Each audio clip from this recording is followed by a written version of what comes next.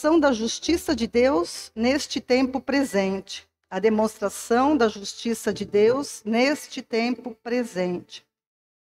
Na semana passada, a gente terminou evidenciando que a nova criatura em Cristo Jesus, aquele que nasceu de novo em Cristo, foi gerado pela palavra de Deus em Cristo, ele é um bem-aventurado.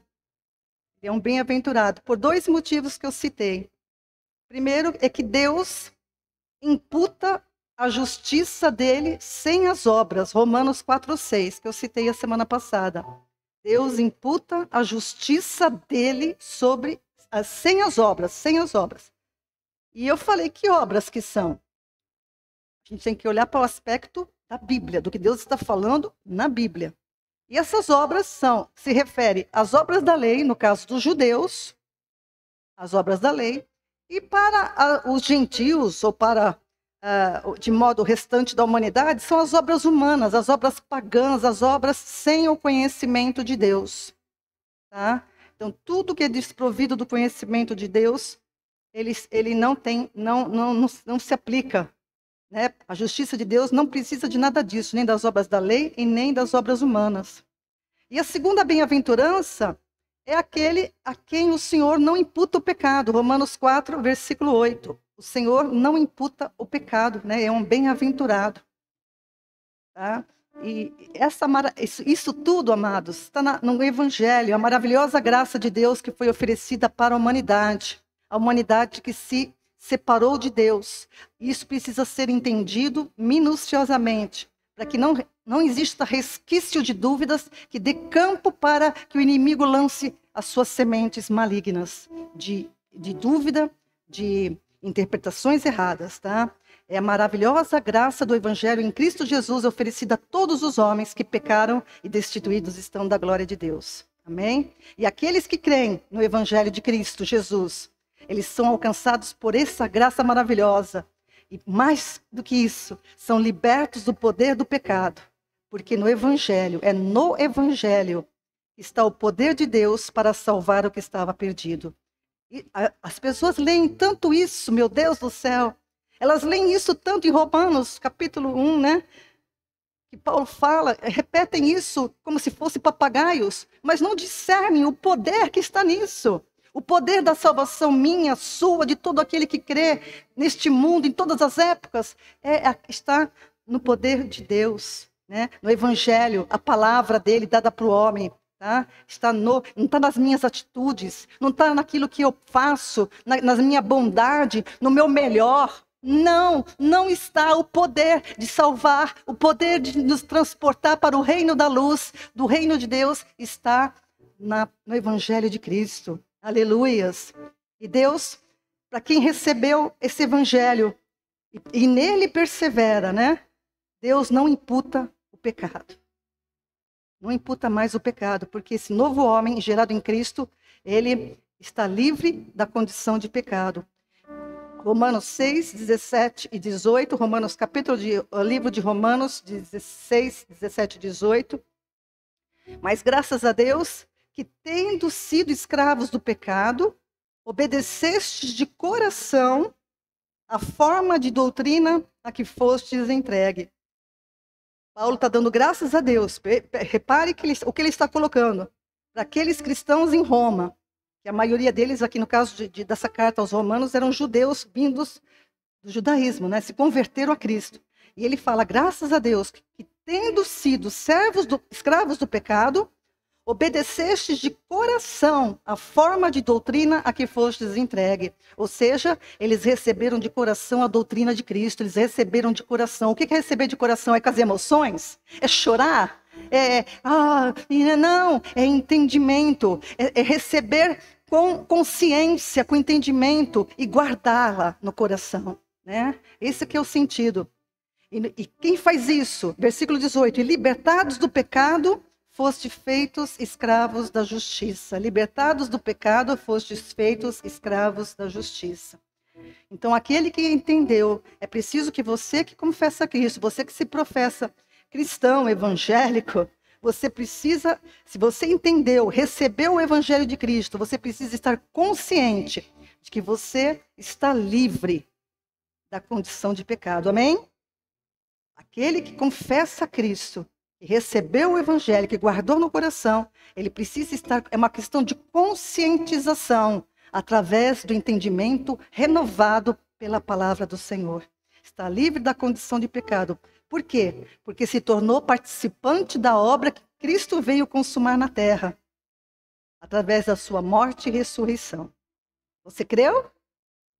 Você entendeu? Você recebeu? Então diga amém bem forte. Então, se você creu e recebeu, considere-se morto para o pecado, para a condição de pecado, e vivo para Deus em Cristo Jesus nosso Senhor. Amém? Romanos capítulo 6, versículo 11. Considere-se, é uma realidade, não é uma quando você morrer fisicamente, isso é a obra de Deus, é o poder de Deus, que tem que ser recebido pela fé. Queridos, o pecado, as pessoas ficam com essa confusão do pecado com comportamento, é porque quando o ser humano pecou contra Deus, tudo que ele faz passou a pertencer ao pecado. Então existe essa raiz mesmo. Tudo que o homem fazia no pecado pertence ao pecado. O pecado se tornou um senhor do homem.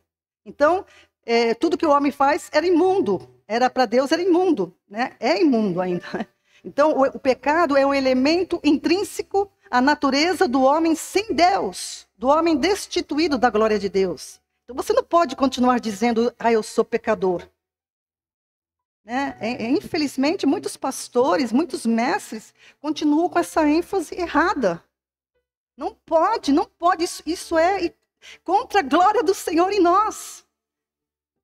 O homem foi destituído da glória de Deus, mas quando Cristo veio, ele veio para nos devolver a glória que foi tirada no Éden por causa da desobediência de Adão. Essa glória agora habita em mim. E a gente não tem consciência do que isso significa, porque se a gente tivesse consciência do que significa estar revestido da glória de Deus, a gente não titubearia tanto quanto a gente titubeia. A gente não ficaria tão enfraquecido diante das lutas como muitos ficam. Mas teria um vigor, teria um olhar para a eternidade, porque o Senhor está nos conduzindo para algo muito maior do que tudo isso que a gente está tendo aqui. Então tem essa segurança, tem esse desejo, esse prazer. Não se concentra nas coisas dessa vida, olha para essa vida, é óbvio que muitas coisas nos abalam, nos balançam, mas a gente olha para Ele, porque maior é aquele que está em mim do que aquele que está no mundo. Ele quer nos destruir, sem tenha nenhuma dúvida. Ele sempre quis destruir o plano de Deus no homem. Sempre desde o Éden conseguiu com Adão. Mas agora ele intenta contra nós. Mas ele não pode ter essa vitória. Nem tem. Porque ninguém toca naquele que está debaixo da sombra do Altíssimo. Então, para permanecer na sombra do Altíssimo, não é ficar fazendo declarações humanas sem conhecimento. Tem muita gente falando de positivismo, de coisas que não tem nada a ver com a palavra. Porque para estar debaixo da proteção, da bênção, da direção, do olhar, da luz santa do Senhor, tem que ter conhecimento da palavra dele. Porque senão está desprovido do conhecimento de Deus. E isso é muito importante, amados. O pecado não faz parte da natureza do novo homem, porque o velho homem morreu. E a gente vai entender bem essa justiça de Deus sendo manifesta. Quando o homem aceita, a gente tem que repetir isso muitas vezes, para que entre não só na mente, mas entre no coração. Quando o homem aceita a mensagem do Evangelho, ele toma sobre si a cruz e se conforma com a morte de Cristo. Mateus capítulo 10, para quem está anotando, Mateus 10, 38. Ele é incluído na morte de Cristo. Isso é algo que Deus fez. Ele levanta Cristo para quem olhar para ele, ser identificado nele. E também é sepultado com ele. E ressurge um novo homem, um odre novo, um vaso novo, pelo poder de Deus, onde a aliança com Deus, com essa nova criatura, é indissolúvel. Porque toda aliança que Deus faz é indissolúvel. Quem quebra ela? O próprio homem. Deus não. Deus não volta atrás na sua palavra. Deus não quebra a sua aliança. De forma alguma. Adão foi destituído da glória de Deus porque ele não deu crédito à palavra do Senhor. Ele desobedeceu, incredulidade. Desobediência é fruto da incredulidade, da falta de confiança. Adão foi destituído da glória de Deus por causa da sua desobediência. Né? E ele levou consigo toda a raça humana. Eu não pus aí, mas eu vou dar uma lidinha aqui, porque o Senhor me incomodou para me ler isso aqui. Romanos 3, de 21 a 23. Capítulo de Romanos 3, 21 até o 24. Mas agora se manifestou sem a lei, no caso ele está falando com os judeus, a justiça de Deus, tendo o testemunho da lei e dos profetas. Ou seja, todo o Antigo Testamento testificava do que Deus ia fazer em Cristo. Todo. Versículo 22. Isto é, a justiça de Deus pela fé em Jesus Cristo para todos e sobre todos os que creem. Não há distinção. Então, judeus, gentios, seja quem for. Pois, versículo 23. Pois todos pecaram e destituídos estão da glória de Deus. Todos. Mas olha a bênção. Versículo 24. E são justificados gratuitamente,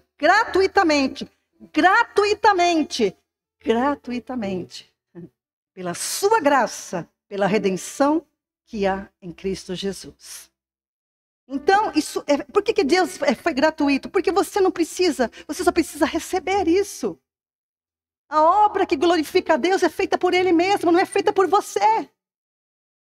Você glorifica a Deus porque Ele fez de você uma nova criatura. Ele fez de você uma nova criação. Por isso que Ele é glorificado. O que glorifica a Deus, as pessoas pensam que jejuar glorifica a Deus, se santificar, fazer isso, fazer aquilo, glorifica a Deus. Não! O que glorifica a Deus é você guardar a palavra dEle no seu coração, porque isso é a glória dEle.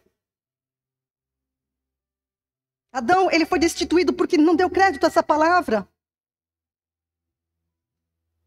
E destituiu toda a raça humana da glória, mas Jesus traz de volta essa glória para aqueles que creem. Você crê? A glória do Senhor está sobre você. Jesus, na sua oração sacerdotal, no capítulo 17, versículo 22, uma oração linda do que o Senhor dá e deixa para nós como uma garantia do bom pastor que olha para nós e está intercedendo por nós. Ele diz no versículo 22, eu lhes dei a glória que me deste, que tu me deste, para que sejam um, como nós somos um. Então o Senhor, Jesus devolve a glória, o revestimento que Adão perdeu, e ele olhou para ele estava nu. Por isso que a Bíblia se refere àquele que está fora de Deus como nu, né? Cobre a tua nudez. É por causa do pecado. É por causa do pecado, né? Que tirou a glória do homem. A gente não tem dimensão de como é isso, mas é algo que vai longe da nossa pequena imaginação aqui. Então preste atenção, você que está me ouvindo, só é possível abandonar o pecado. A condição que Deus diz, o homem pecou. Só é possível abandonar o pecado quando o homem morre para ele. Morre para ele. Você tem que entender isso. Porque senão você vai ficar aí jejuando, senão você vai ficar aí fazendo coisas que estão indo contra. Você acha que está fazendo uma coisa maravilhosa para Deus e você está aborrecendo o Senhor. Está aborrecendo o Senhor porque você não entendeu, como os judeus também no Antigo Testamento não entenderam o que Deus queria. O erro se repete em muitos na igreja hoje. Quando os apóstolos advertiram, olha, a história de Israel está na Bíblia para que vocês não sigam o mau exemplo deles, de incredulidade. Você precisa crer que quando Jesus disse, se você tomar a sua cruz e me seguir, você será meu discípulo. E você tem que entender o que significa tomar a cruz e seguir após Cristo. Tá? É isso que demanda estudo da palavra, demanda você entender a palavra. O pecado é um senhor. E ele não libera ninguém, né? Ele não dá alforria para ninguém. Ele é um dominador maldoso, pecado. Então, para se libertar dele, não é questão de comportamento, de moral, coisas humanas, não. Não há como o homem deixar de servir o pecado por decisão própria, não tem como. Visto que somente a morte pode trazer liberdade aos nascidos de Adão. E quem disse isso? Eu? Não, foi o Senhor. O Senhor diz que se você quer ser livre do pecado, você precisa morrer. Não é a morte física, é a morte para o pecado. Mas como é que se faz isso? Vamos entender, temos sempre que entender isso. É para isso que Jesus Cristo veio e morreu numa cruz de maneira algoz. Em Cristo, o escravo do pecado morre, ele fica livre. Ele tem que morrer com Cristo. Porque para morrer, tinha que ser um homem sem pecado. Adão pecou quando ele estava lá no Éden, iniciando um propósito de Deus, e ele não deu ouvidos, pecou, se separou de Deus. Ele era sem pecado, ele era participante da glória. E para cumprir a justiça de Deus, tinha que ser um homem sem pecado. Por isso que Cristo encarnou e da forma que ele encarnou. Porque ele não podia ser participante do pecado. Deus se fez homem, meu Deus. Deus se fez homem. Você entende o que significa isso? Deus se fez um homem. Para dar a mão para mim, para você, vem. Vem! Você que está ouvindo, você entende isso? Por isso que o nome dele é chamado no Antigo Testamento Emanuel, Deus conosco. Ele é a luz que resplandece nas trevas. Tudo foi feito por ele e para ele. Nada do que foi feito sem ele. Ele é Deus. Mas o homem despreza isso. O judeu desprezou. O povo da aliança desprezou. Essa semana eu estive vendo algumas coisas, uns estudos. E sinceramente, quando a gente olha para a humanidade, eu falo, meu pai, como o senhor aguenta isso?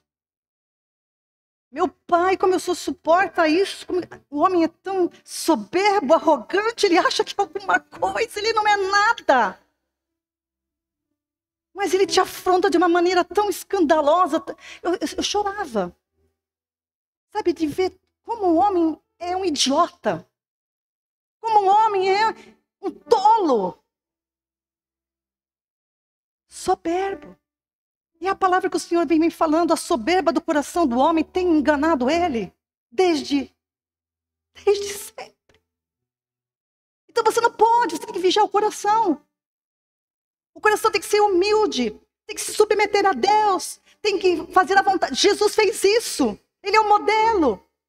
Ele sofreu afrontas, ele foi espezinhado, humilhado, cuspido.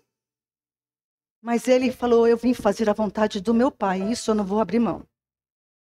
E é assim que você tem que caminhar nesse mundo. Porque esse mundo vai passar com todos os seus desejos malucos. E vai ser lançado no fogo do inferno. Porque o que Deus tem preparado, nem olhos viram, nem ouvidos ouviram, e nem jamais penetrou no coração humano. E é isso que nós aguardamos, nós os que cremos em Cristo. Então aquele que morreu, Deus ele estabeleceu esse mandamento. E acabou. Ele é Deus. Mas como assim? Que loucura é essa? Morrer com Cristo? Eu estou falando de coisas espirituais. Eu não estou falando de coisas naturais. Eu estou falando de coisas espirituais. Você precisa morrer com Cristo. E eu te falo, entenda isso, para o teu bem eterno. Não é para o teu bem agora não, só. Só não. É para o bem eterno. Porque se você morrer sem entender isso, você vai entender que como você foi idiota, como você foi tolo, como você não prestou atenção naquilo que precisava prestar atenção. Então a palavra do Senhor, ela diz que aquele que morre com Cristo, ele é gerado de novo pelo poder de Deus, isso é espiritual, uma nova criatura onde tudo se faz novo. Nós, os que cremos em Cristo, somos essa geração criada em Cristo, pelo poder do Evangelho. E a coisa mais maravilhosa que ele diz, que Jesus ensina no seu Evangelho, que a nova criatura que é chamada o odre novo e o Evangelho, ambos se conservam. Jesus fala isso numa parábola, lá está em todos os Mateus, Marcos e Lucas, sobre os odres novos. Né? Quando ele fala do remendo de tecido novo em roupa velha, ou de colocar vinho em odres velhos, né? Vinho novo se coloca em odres novos, porque ambos se conservam. Então eu sou um vaso novo, você é um vaso novo, e você tem um vinho novo. Esse vinho novo é o Evangelho de Cristo, o Evangelho puro. E quando a gente mantém juntos, nós nos conservamos. Por isso que o cristão só se conserva em Cristo, guardando o Evangelho. Guardando o Evangelho. Romanos 3, 26.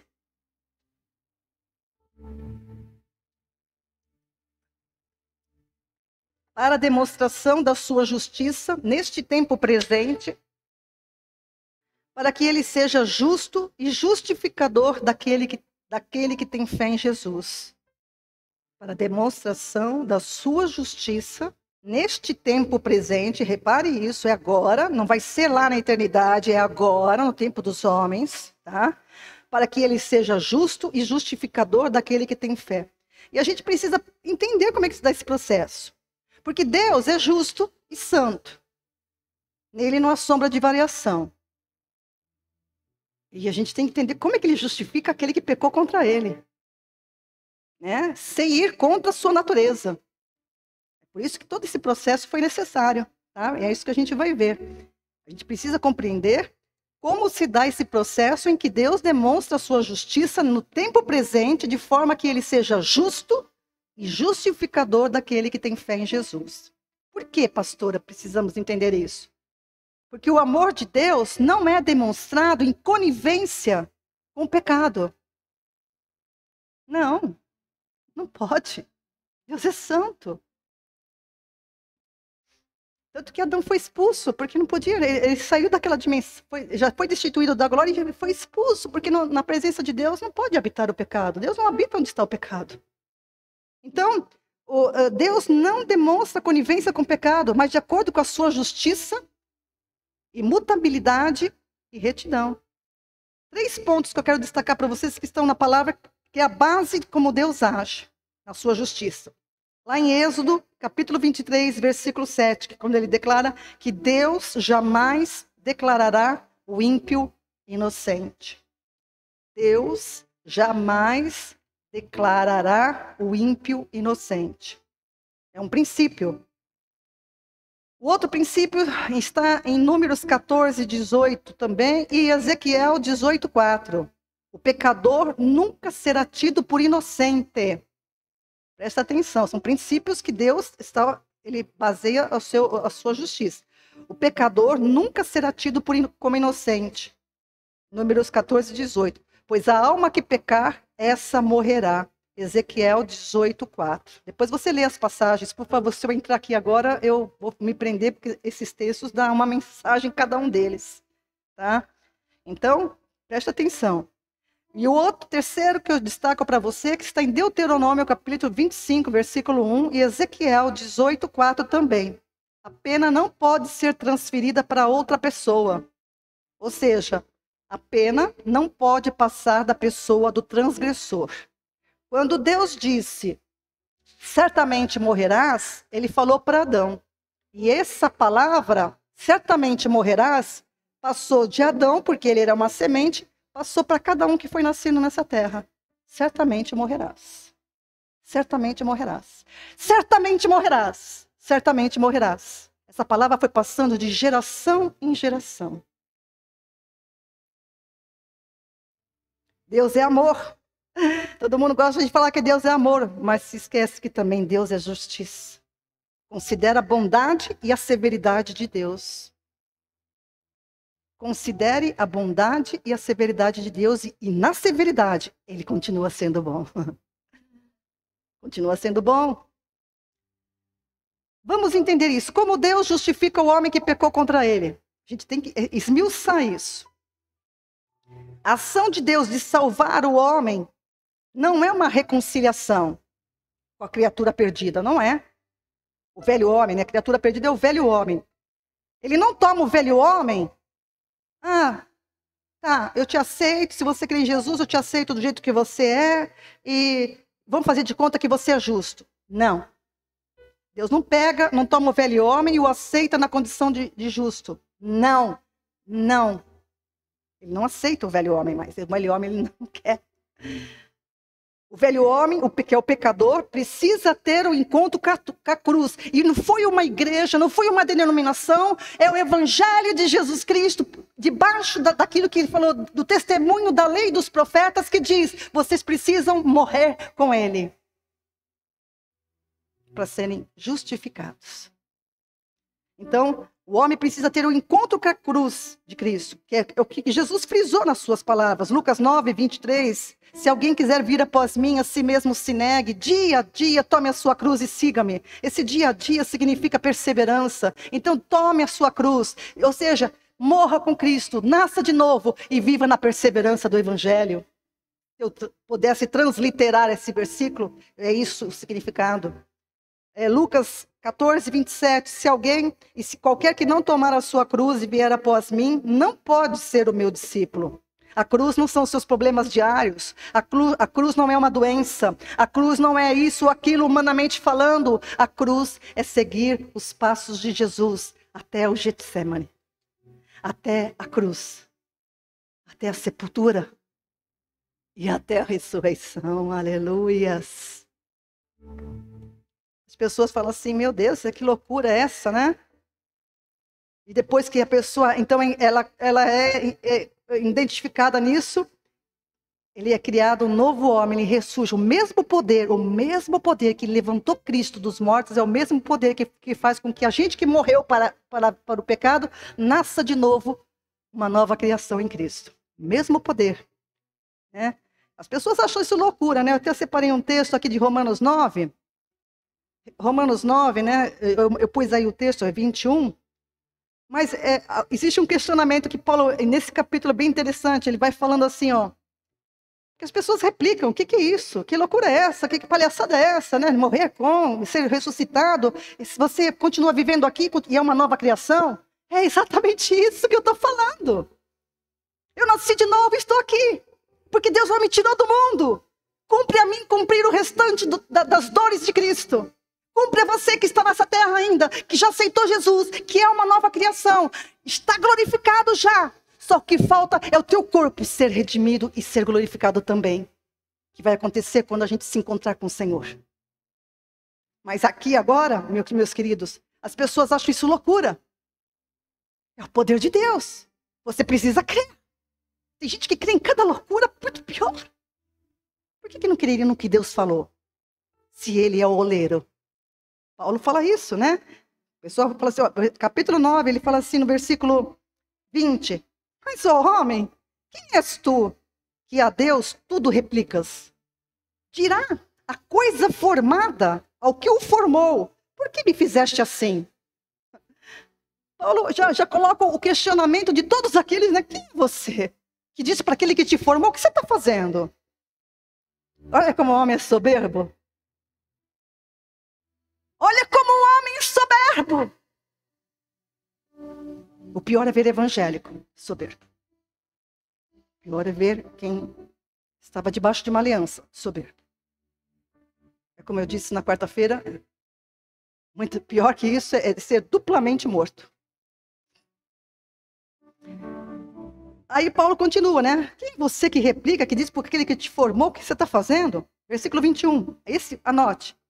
Ou não tem o oleiro poder sobre o barro para da mesma massa, grife isso aí, da mesma massa,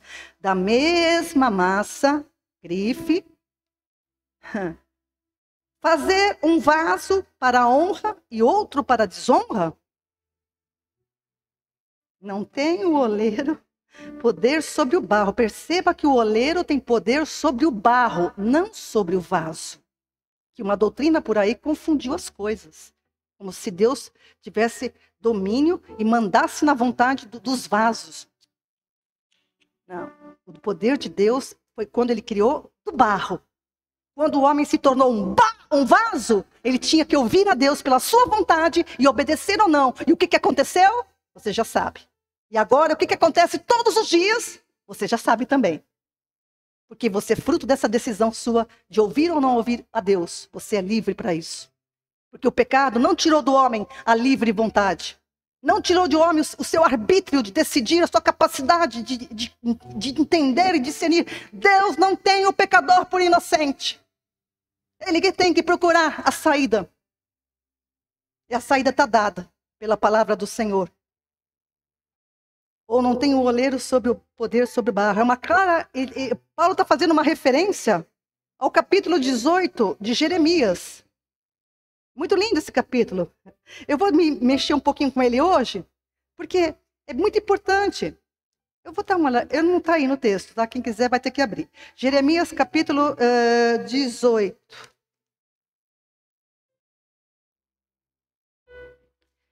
Livro do profeta Jeremias, Antigo Testamento, capítulo 18. Existe todo um contexto no livro de Jeremias para um povo incrédulo, que não entendia a ação de Deus. E Deus, nesse capítulo, vai dizer assim, ó, palavra do Senhor que veio a mim, Jeremias. Levanta-te, desce à casa do oleiro, e lá eu te farei ouvir as minhas palavras. Desci à casa do oleiro e vi que ele estava fazendo a sua obra sobre as rodas. Então ele desceu lá, aquele quem já viu, né, que estava trabalhando lá com barro. Mas o vaso que ele fazia de barro se quebrou na mão dele. Pelo que o oleiro tornou a fazer dele outro vaso conforme bem lhe pareceu. Então veio a minha palavra do Senhor. Agora o Senhor vai falar, através disso que Jeremias viu. Não posso fazer de vós como fez este oleiro, ó casa de Israel, diz o Senhor. Como barro na mão do oleiro, assim sois vós na minha mão, ó casa de Israel. Olha que linguagem, Deus, ele tinha essa coisa prática, né? Ele fala, desce, vai ver como o oleiro faz o vaso. O Jeremias foi e obedeceu, e desceu na olaria, viu o homem fazendo barro lá, mexendo naquela, né, girando o vasinho lá. Aí, de repente, o vaso quebrou. Aí ele começa a fazer tudo de novo. E Deus aproveita a lição e diz, eu não posso fazer isso também? E é o que Paulo vai falar lá. Acaso não tem o oleiro poder para fazer um vaso novo da mesma massa? É isso que ele é uma lição espiritual, não era apenas uma lição cotidiana. Ele pegou aquilo para mostrar uma realidade espiritual, que o homem não acredita. Por isso que ele disse, terminando o Antigo Testamento, eu estou fazendo no dia de vocês uma obra tão assombrosa que vocês não vão acreditar quando eu fizer. Primeiro, Deus entre os homens. Segundo, uma nova criação em Cristo. Vasos novos. Mas que tiveram que ser antes o quê? Quebrados. O vaso velho tem que ser quebrado. Então essa lição, essa palavra de Paulo no Romanos 9, 21, ele está mostrando que Deus tem poder de fazer o homem, o mesmo poder que Deus tem de fazer o homem, teve de fazer o homem do barro e soprar nele o Espírito. E esse vaso que ele soprou a sua glória, o seu Espírito, se tornou um vaso de desonra. Pela desobediência do primeiro homem, esse vaso que ele criou, formou do barro, soprou a vida, compartilhou a sua imagem com ele. Ele se tornou um vaso de desonra nas mãos dele. Isso me fez chorar. Isso me fez chorar porque é muita desonra. Como é que a humanidade pode ficar com essas palhaçada de dizer por que Deus permitiu isso, por que acontece isso com a minha vida? Meu querido, quem é você para replicar com o teu Criador? Quem é você?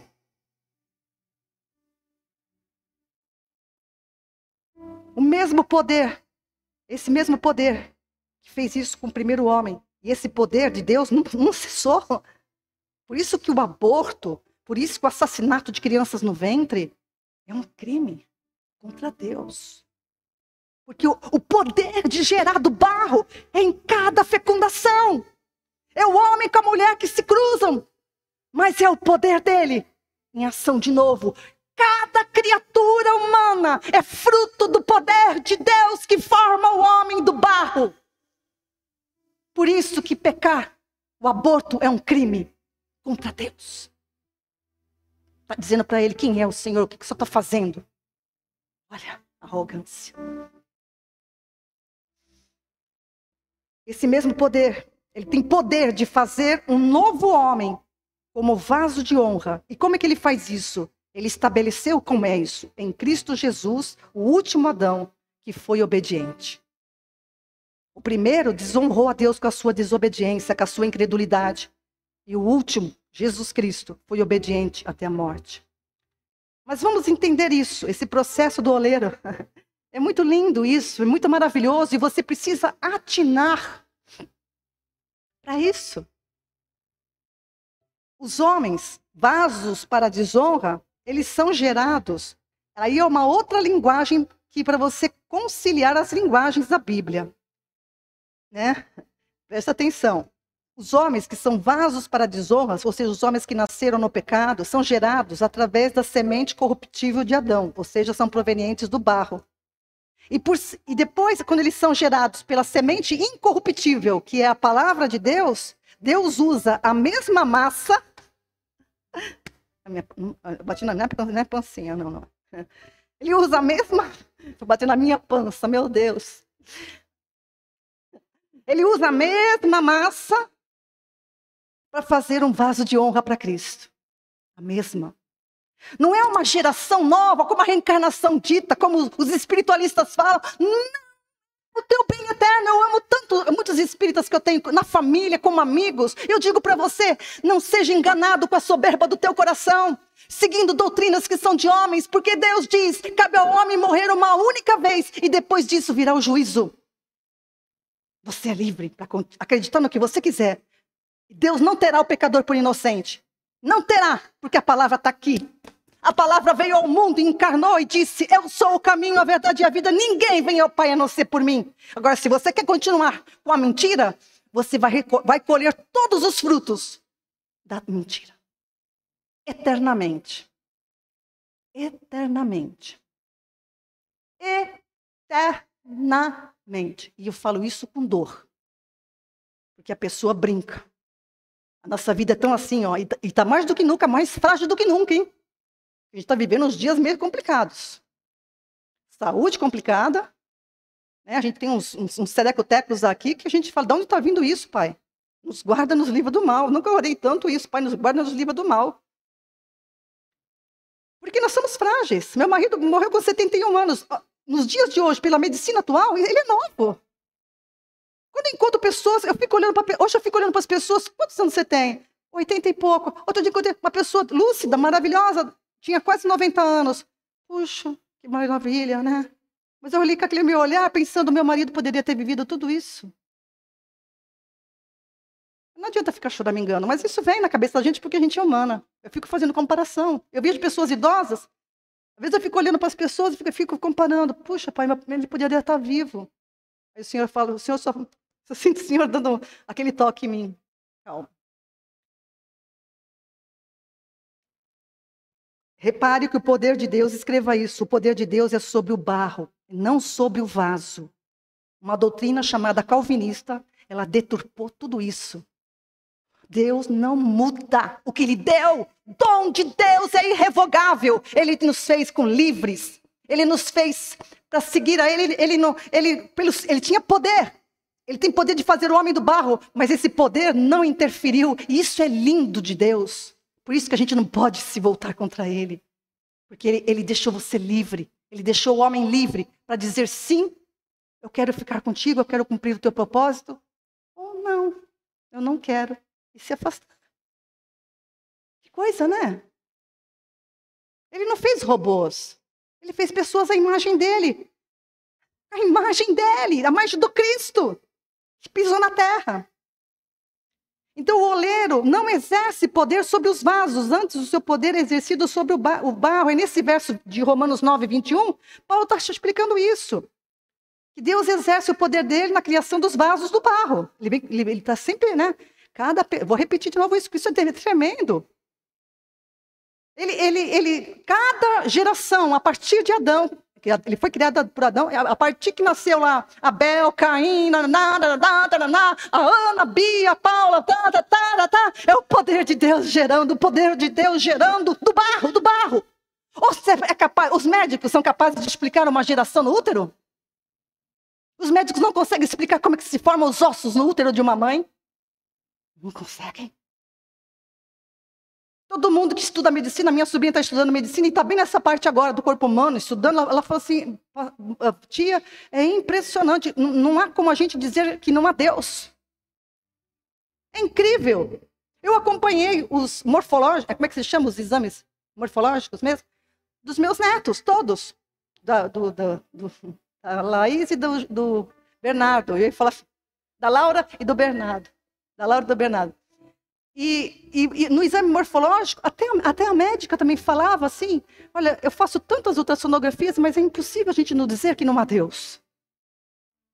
Porque vai formando, é incrível. Começa o coraçãozinho, tum, tum, cérebro, as veias, o sangue começa correndo, alimentando. Nossa, é incrível, é um desenho das mãos do oleiro.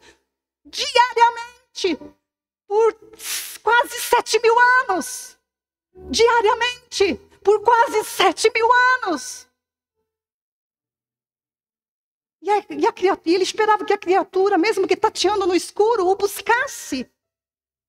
Mas o afronta.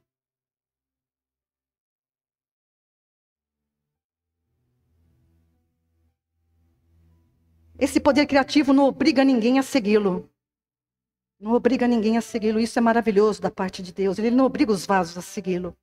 Mas quem se submete se torna um vaso de honra nas mãos do oleiro. Então, o poder de Deus, por isso que é dito que Romanos 9, 21 fala que ele tem poder para fazer vasos de honra e de desonra. Porque ele é o Criador. Olha, ele cria o vaso de desonra. Ai, Jesus amado, como que a gente tem a mente de Cristo, viu? Só quem tem a mente de Cristo olha com os olhos bons que ele tinha para andar nessa terra. Entenda o que eu estou falando. Então, ele tem o poder, ele cria os dois vasos, né? Conforme o seu propósito eterno. E o barro utilizado para fazer o vaso, tanto de honra quanto de desonra, é o mesmo. A massa é a mesma. Por isso que não muda de pessoa. Por isso que eu, velha criatura, Ana, velha criatura, agora eu devo ter um novo nome no céu. Creio. Está escrito na palavra que eu receberia um novo nome. Mas a Ana, a velha criatura, morreu, acabou, tchau. Mas a massa está a mesma. Mas espiritualmente eu nasci de novo. É para Deus. Não é para você. Não é visível aos olhos. Mas para Deus eu nasci de novo. Eu sou templo de Deus. Eu sou tudo o que o Antigo Testamento falou em símbolos. Eu sou o templo, eu sou o sacerdócio e eu sou o sacrifício santo a Deus. Aleluia! Eu sou tudo que está figurado no Antigo Testamento através da lei. Templo, sacerdócio e oferta. Eu sou o sacrifício vivo para o Senhor. A minha vida tem que ser um sacrifício vivo. Isso é maravilhoso demais. Mas a gente não pode esquecer, né, que primeiro são feitos os vasos para desonra. Ninguém nasceu salvo. Ninguém nasceu salvo. Ninguém nasceu salvo. Primeiro são os vasos de desonra. É como Paulo fala em 1 Coríntios, capítulo 15, 46 a 48. Anote aí, depois você veja. Eu não vou entrar lá, porque senão eu saio do meu teor aqui.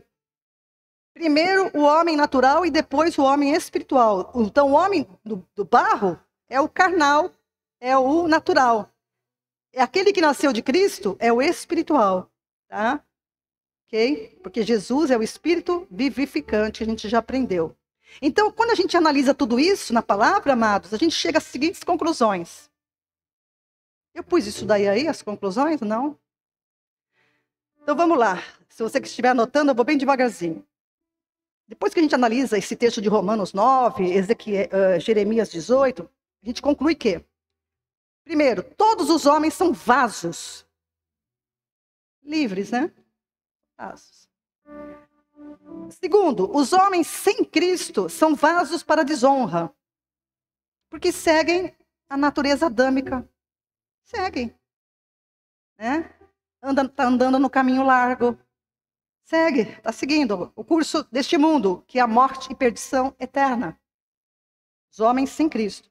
Os homens que creem, as pessoas que creem em Cristo são vasos para a honra. Entraram pela porta estreita. Porque Cristo saíram, né, do caminho largo, estão conduzidos pelo caminho para a vida eterna. Aleluias. Amém? E por último, os vasos para a desonra. passam somente uma vez na olaria de Deus. Isso é maravilhoso, escreva isso. Os vasos para a desonra passam uma única vez na olaria de Deus, quando eles são gerados. Mas aqueles que nasceram de novo, passam na segunda vez na mão do oleiro, quando eles são gerados de novo. O vaso é quebrado, é que nem lá está em Jeremias 18, o vaso é quebrado, e Deus faz da mesma massa um novo vaso. Então, aqueles que nasceram de novo, né? Eles são os vasos para a honra, que passaram pela segunda vez na mão do oleiro. Passaram pela segunda vez na mão do oleiro. Você entende essa grandeza? Você entende essa grandeza? Eu vou repetir porque isso é muito maravilhoso. Não pode passar batido, não pode fazer assim, Não, que maravilha, glória a Deus. Eu esperava até ouvir isso. Glória a Deus que eu passei na mão do meu pai de novo, para ser gerada de novo.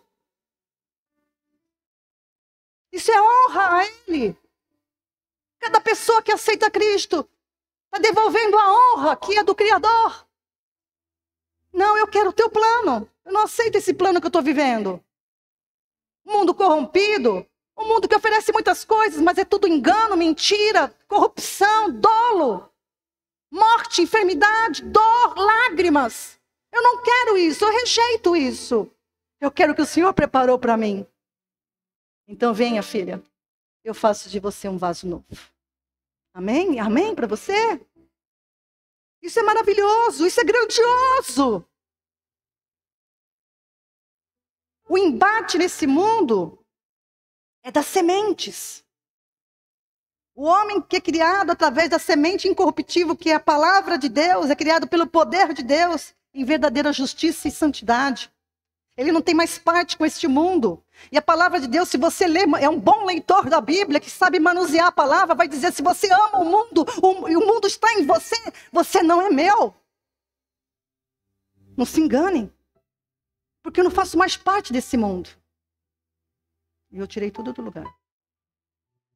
Esse novo homem é criado de uma semente incorruptível, que é a palavra do Senhor, em verdadeira justiça e santidade. Mas perceba que para esse processo acontecer, para satisfazer a justiça divina foi necessário primeiramente. Não é? O que foi necessário para... A gente fala assim, que para satisfazer a justiça divina, Jesus teve que se oferecer como sacrifício. Sim, ele se ofereceu como sacrifício, mas não foi isso que Deus requereu dele, não. Não foi isso que Deus requereu dele, não, porque Jesus fala isso em Hebreus, a gente vai ver o texto de Hebreus lá para frente, Hebreus 10. Eu sei que sacrifício e oferta não quisestes, mas corpo me preparaste. Para quê? Deus preparou um corpo para Cristo, para que ele substituísse a desobediência de Adão pela obediência. Isso é a base da justiça de Deus. Deus não voltou atrás na sua palavra, porque aquele que pecar certamente morrerá. Se o que pecou desobedeceu a palavra, que venha um homem sem pecado e cumpra a minha palavra até a morte. E na morte dele, como uma pessoa sem pecado, quem crer nele não será mais imputado o pecado. Fantástico. Que sabedoria, que volta que ele deu, que amor que ele tem. O amor de Deus não é sentimento, mas o amor de Deus é tremendo, hein? Porque um Deus que faz isso, olha aqui, né? Um Deus que pensa isso, que bola isso. Eu me faço carne, quem olhar para mim, morre comigo. Eu não vou contra a minha palavra. Olha lá, que vai ter que morrer. Eu digo, vai ter que morrer em mim. Que jogada de mestre. Que jogada daquele que fez o universo e nada bate com nada, né? Você não vai ver a lua batendo contra o sol, brigando os dois no universo? Fico dizendo que tem um monte de coisa aí no espaço, mas se tiver alguma coisa no espaço, porque foi palavra da ordem de Deus, porque tudo obedece ao que Deus ordena. Tudo está andando conforme Deus ordenou. Nada sai do lugar, mas o dia que ele ordenar, mexam-se. Aí você vai ver a terra sendo sacudida. Aí você vai ver o que é a ira de Deus. Aí você vai conhecer o Deus que vingará toda injustiça. E não queira estar aqui. Não queira. Adão desobedeceu e morreu para Deus. Essa morte foi espiritual. Ele foi destituído, foi tirado da glória dele. Ele se viu, ele estava nu.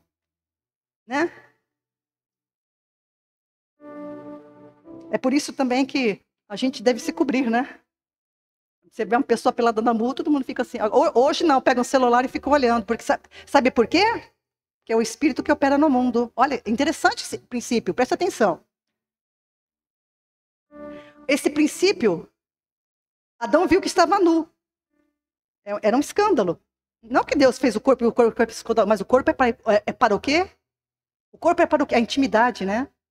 Meu corpo é bonito, meu seu corpo é bonito, não é feio. O corpo não é mau. O corpo não é mau. Existe uma doutrina que fala que o corpo é mau. O corpo não é mau. O corpo é bonito, foi criado por Deus. Mas ele é para cumprir objetivos. Não é para ser exposto. Por isso, pessoas que se vestem expondo o corpo, né? Pessoas que você vê que são... A gente vai na praia e fala assim, pô, mas a pessoa pôs um fio, mas um pouco precisava de nada, né? Na praia a gente vê aqueles um fiozinho assim. Que palhaçada é essa? Está mostrando tudo? Mas isso mostra o quê? A falta de consciência de Deus. Porque a pessoa que tem consciência de Deus, ela se cobre. Ela não expõe a sua nudez. Ela não expõe o seu corpo para qualquer um, porque o meu corpo era para o meu esposo. E ele para mim. Hoje, é para eu para mim mesma e para o meu Senhor. Eu e ele conversamos. Ele é o meu esposo. O Senhor fala para mim isso. Eu sou teu esposo. E a gente se conversa, mas não nesse nível, obviamente, humano, né? Óbvio, né? Mas é interessante isso. Tem princípios que valem para a gente atentar, né? Adão desobedeceu e morreu para Deus, enquanto Cristo foi obediente até a morte e morte de cruz. E esse processo, essa transação que Deus fez, não se refere, não significa o pecado da humanidade sendo punido em Cristo, como muitos dizem. O pecado da humanidade tem que ser punido em você e em mim. Como? Eu me identificando na cruz de Cristo. Ok? Então, não significa essa transação da justificação de Deus, não é o pecado sendo punido em Cristo, como a gente entende muitas vezes, mas sim a obediência de Cristo, substituindo a desobediência de Adão. Isso daí nunca foi ensinado para nós. Foi ensinado para você há algum tempo? A gente fala que Cristo nos substituiu, né, na morte, no castigo, né? A gente fala isso. Mas nunca foi pregado com essa veemência que Cristo veio substituir a desobediência de Adão pela obediência, né? Sem essa obediência, não haveria justiça diante de Deus, escreva. Sem essa obediência, não haveria justiça diante de Deus. Por isso que Jesus suportou tudo que ele suportou por mim e por você. Ele não é digno? O amor de Cristo não te constrange? Hã? O amor de Cristo não te constrange? Como Cristo obedeceu e morreu uma morte física, Deus, pelo seu poder, o ressuscitou dentre os mortos, pois a morte não podia retê-lo. Atos capítulo 2, versículo 24. A morte não podia deter Jesus. Não podia. Jesus, como homem, ele era 100% homem e abdicou dos seus poderes. Mas quando ele morreu, Deus o ressuscitou e a morte não podia retê-lo. E a gente já estudou isso em outras coisas, né? Então, da mesma forma, os que creem em Cristo e obedecem a Deus, eles se conformam com Cristo na sua morte e igualmente são ressuscitados dentre os mortos. Igualmente, no mesmo poder que levantou Cristo daquela tumba fria, é o mesmo poder que nos ressuscita espiritualmente. Uma nova criação. Romanos capítulo 6, versículos 4 e 5. Gente, liga esse ventilador, senão eu vou cozinhar aqui.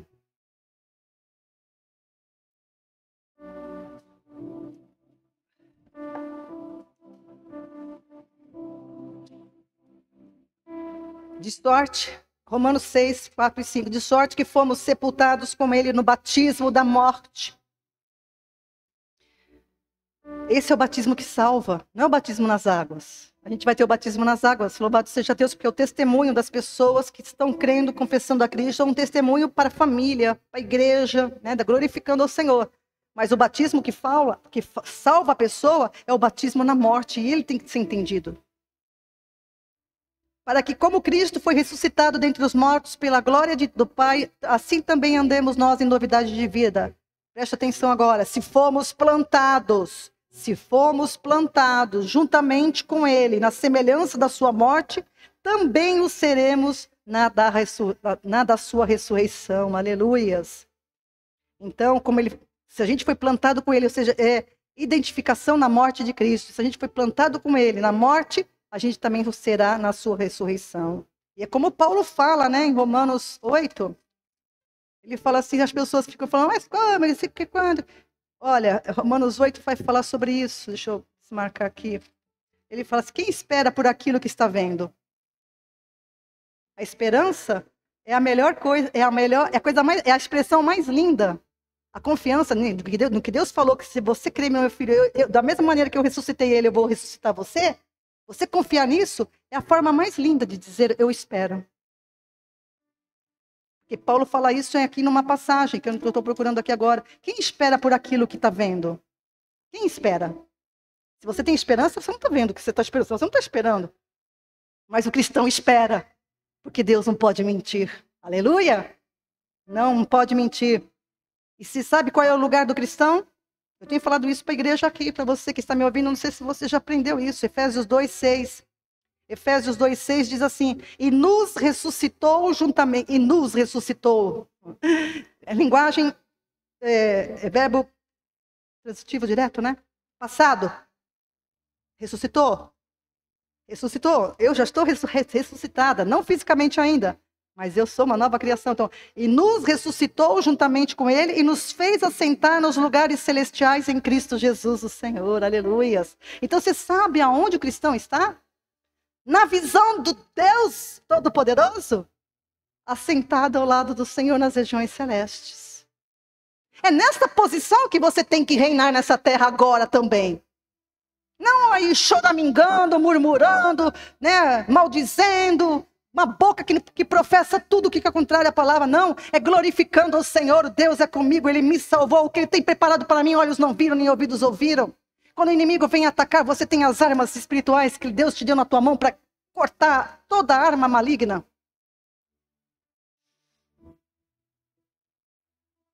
Sentado nas regiões celestiais em Cristo. É aí que o inimigo tenta pegar você, tá?